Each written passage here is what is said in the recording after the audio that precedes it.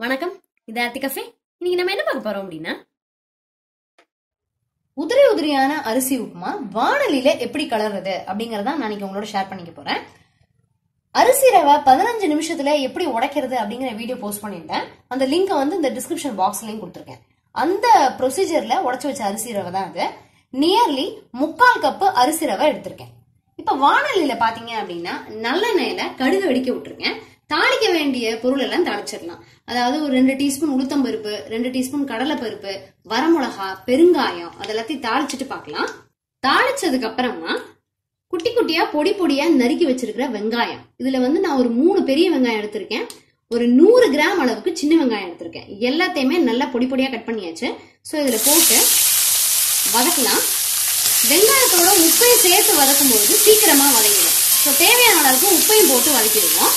வெங்காயம் நல்லா வதங்கிடுச்சு. ஸோ இப்ப நம்ம வந்து அரிசிக்கு தேவையான தண்ணியை விட்டுடலாம். எவ்வளவு பங்கு அரிசி எடுத்திருக்கீங்களோ அதே மாதிரி 3 பங்கு தண்ணி எடுக்கணும். இது வந்து அரிசிக்கு அரிசி மாறுபடலாம். நான் எடுத்திருக்கிற அரிசி வந்து பழைய பொன்னி பச்சரிசி. 3/4 கப்பு அரிசி ரவை எடுத்திருக்கிறதுனால நியர்லி 2.25 கப்பு தண்ணி எடுத்திருக்கேன். ஸோ இப்ப அதை ஊத்திடலாம். தண்ணி ஊத்தி கொதிக்கும் போது உப்பு டேஸ்ட் பாத்துக்கணும். ரவைக்கும் சேர்த்து உப்பு இருக்கா, சோ கரெக்டான அளவு உப்பு வந்து டேஸ்ட் இங்கேயே பார்த்தாதான் நமக்கு வந்து ரொம்ப கரெக்டா இருக்கும். அதுக்கப்புறம் உப்புமா ரெடி பண்ணதுக்கு அப்புறம் உப்பு சேர்த்தோம்னா அது எல்லா பக்கமும் சேராது. சோ தண்ணியில சேர்க்கிற உப்பு தான். சோ தண்ணி கொதிக்கும் போது பார்க்கலாம். தண்ணி நல்லா கொதிக்க ஆரம்பிச்சிருச்சு. இந்த ஸ்டேஜ்ல நம்ம அரிசி ரவை இருக்கு இல்லையா, அது அப்படியே பரவல அப்படியே போட்டு கலரி விட்டுறலாம்.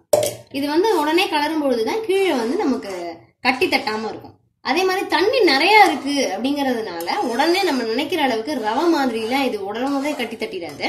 சோ இது அப்படியே என்ன செஞ்சிடலாம் அப்படின்னா க்ளோஸ் பண்ணி சிம்ல வச்சு இடையில கலரி விட ஆரம்பிக்கலாம். இது அரிசிங்கிறதுனால நியர்லி ஒரு 30 நிமிஷமாவது வேகறதுக்கு தேவைப்படும். சோ க்ளோஸ் பண்ணிடுவோம். மூடி வச்சு 20 நிமிஷம் ஆயிடுச்சு. சோ இதை இப்ப திறந்து பார்க்கலாம். நான் இடையில கலரி தான் விட்டுருக்கேன். மேக்சிமம் இருந்தாச்சு பாத்தீங்கன்னாலே தெரியும். இன்னும் ஒரு 10 நிமிஷம் இதே மாதிரியே இடையில கலரி விட்டு சிம்லயே வச்சோம் அப்படின்னா உதிரி உதிரியான பொலன்னு அரிசி உப்புமா டேஸ்டியா ரெடி ஆயிடும்.